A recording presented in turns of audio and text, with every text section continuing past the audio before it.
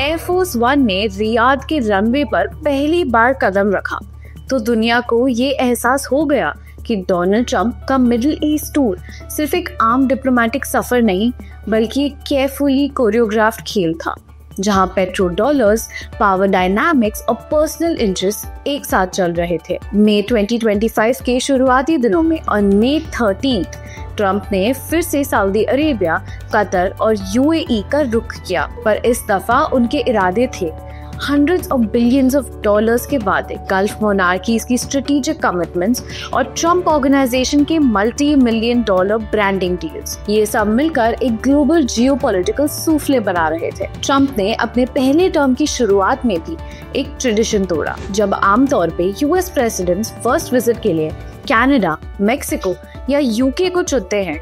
उन्होंने मई 2017 में सबको चौंकाते हुए सबसे पहले सऊदी अरेबिया को चुना। वहां उन्होंने अनाउंस किया था $110 बिलियन का यूएस वेपन पैकेज और $450 बिलियन की यूएस एक्सपोर्ट्स कमिटमेंट, जिनमें से कई हिस्सों पर पहले ही ओबामा एडमिनिस्ट्रेशन ने नेगोशिएशंस की थी। फिर 23 जनवरी 2025 को क्राउन प्रिंस मोहम्मद बिन सलमान ने प्लेज किया $600 बिलियन इन्वेस्ट करने का अगले 4 सालों में यूएस इकोनॉमी में। ये संख्याएं इस टूर को हेडलाइन से आगे ले जाने वाली थी। इस पॉलिटिकल बिजनेस मिलन का सबसे नजर आने वाला हिस्सा था ट्रंप ऑर्गेनाइजेशन का गल्फ में डेवलपमेंट। रियाद में डर ग्लोबल के साथ ट्रंप टावर ब्रांडिंग से लेकर जेडा में $530 मिलियन का रेसिडेंशियल स्काईस्क्रेपर तक हर एक प्रोजेक्ट ट्रंप फैमिली को हेफ्टी लाइसेंसिंग और मैनेजमेंट फीस देता है। दोहा में अनाउंस हुआ Trump international golf club and विलास,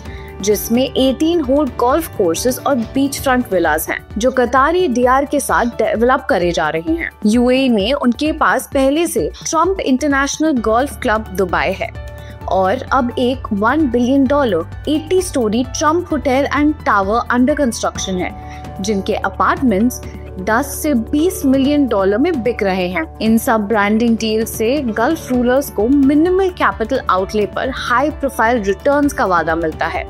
जबकि एक तरफ ट्रंप ऑर्गेनाइजेशन गल्फ का रियल एस्टेट और हॉस्पिटैलिटी सेक्टर्स में अपनी जगह बना रहा था, दूसरी तरफ ऐसा भी खबरों में आ रहा है कि 1 मई 2025 को एरिक ट्रंप ने अनाउंस किया $2 billion crypto currency fund with an Abu Dhabi government backed venture, जिसका platform World Liberty Financial provide करेगा। ये deal potential $hundreds of million Trump family के कॉफर्स में डाल सकती हैं। इन सब के चक्कर में फॉरेन एमलमेंट्स क्लॉज की कॉन्स्टिट्यूशनल बात तेज हो गई। यूएस कॉन्स्टिट्यूशन प्रेसिडेंट को फॉरेन पेमेंट्स बिना कांग्रेशनल अप्रूवल के लेने से रोकता है, लेकिन जब राजनीति और व्यापार के रिश्ते इतने करीब हो जाते हैं तो लीगैलिटी और एथिक्स दोनों डाउट के दरिये में आ जाते हैं।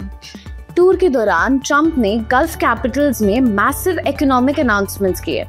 सऊदी अरेबिया का $600 बिलियन प्लेज इंफ्रास्ट्रक्चर, टेक्नोलॉजी और एनर्जी प्रोजेक्ट्स के लिए। कतर के साथ $10s of billion के बोइंग जेट्स परचेज दिए, साइंड ऑन मई 14, 2025, और यूएई के साथ AI साइबर सिक्योरिटी पार्टनरशिप्स और न्यूक्लियर एनर्जी कोलैबोरेशंस। लेकिन जो हिस्टोरिक प्लेजेस 2017 में $450 बिलियन थे, उनके एक्चुअल इन्वेस्टमेंट फ्लोज $100 बिलियन से भी कम रहे।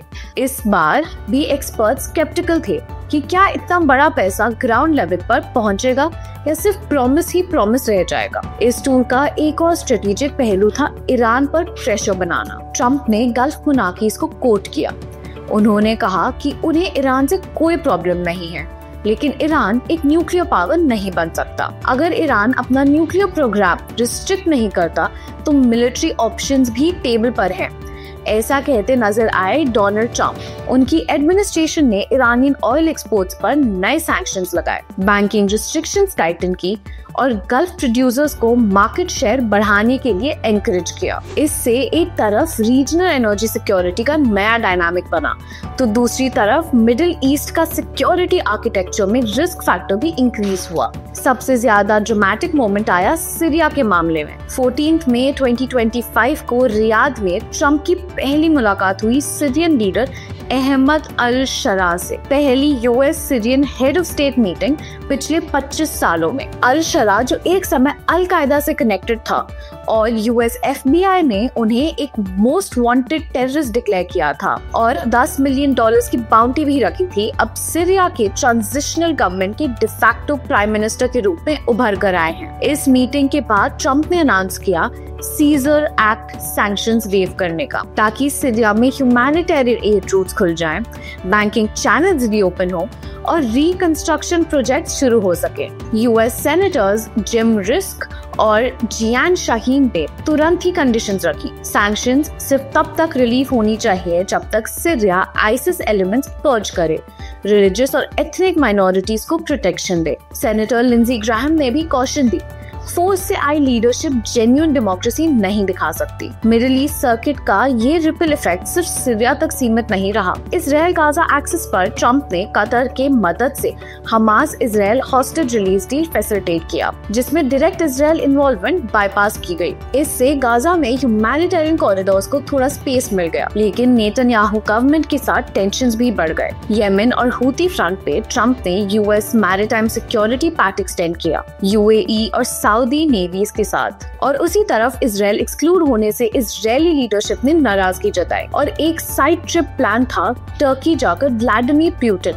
और व्लादिमीर ज़ेलेंस्की से मिलने का, जिससे वो पीस ब्रोकर करने वाले थे और अपनी पीस ब्रोकर इमेज पॉलिश करना चाहते थे। लेकिन जब दोनों लीडर्स नॉन कमिटल रहे तो ट्रिप कैंसिल हो गया, जो उनकी डिप्लोमेटिक रीच पर सवाल उठाता है। इस सर्किट के फेलियर्स और सक्सेसेस दोनों ने काफी सबक दिए। कॉन्फ्लिक्ट ऑफ इंटरेस्ट का मुद्दा इस तरह उभरा कि कांग्रेस को इंटरवीन करना पड़ा। पॉलिसी वर्सेस हाइप की डिबेट में एक्सपर्ट्स ने वार्न किया कि अनाउंसमेंट्स ऑफ इंटेंट और बाइंडिंग कॉन्ट्रैक्ट्स में फर्क होता है। स्ट्रॉन्गमैन सिंड्रोम और अल शरा की ग्लैमराइजिंग ने ह्यूमन राइट्स एडवोकेट्स के लिए रेड फ्लैग्स रेज किए। कांग्रेस के अप्रोप्रिएशंस कमिटीज ने डिमांड किया एनुअल कंप्लायंस रिपोर्ट्स और प्रोजेक्ट माइलस्टोन्स, वरना सैंक्शंस रीइंस्टेटमेंट का रास्ता साधेगा। अंत में ट्रंप का मिडिल ईस्ट सर्किट एक ऐसा कैनवस है जहां petro dollars, strategic leverage, humanitarian gambles और पर्सनल प्रॉफिट्स सब एक साथ पेंटेड रियलिटी है।